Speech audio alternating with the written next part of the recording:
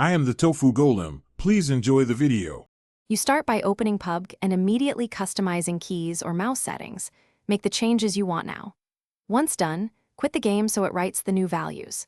Next, use File Explorer to navigate to the game's config folder, usually documents /mygames/pub or steamaps/common/tslgame/saved/config/windows no editor. Make a copy of input, ini or game user settings. Ini. That backup is the single reliable fallback to restore controls. Now you lock and safeguard that config file so your layout survives updates. First, upload the backup copy to a cloud folder or external drive for redundancy. This ensures you have the one true copy. Then right-click the original config, open Properties, and check Read Only so Pubg can't overwrite it accidentally.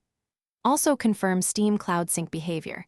If you rely on Cloud Sync, make sure the saved file is the one you backed up and not an old version. To finish, restore controls by closing Pubg, copying your backup over the current config, and then relaunching the game. Make sure to remove Read Only when replacing the file and reapply it afterward. This preserves your layout long-term. If controls unexpectedly reset, recheck that Steam Cloud didn't overwrite your file, re-upload the correct backup, and run Pubg as administrator so it can read the config. This one troubleshooting tip: toggle Read Only and verify Cloud Sync. Fixes most restore failures. Thanks for watching. Consider subscribing if we helped you today.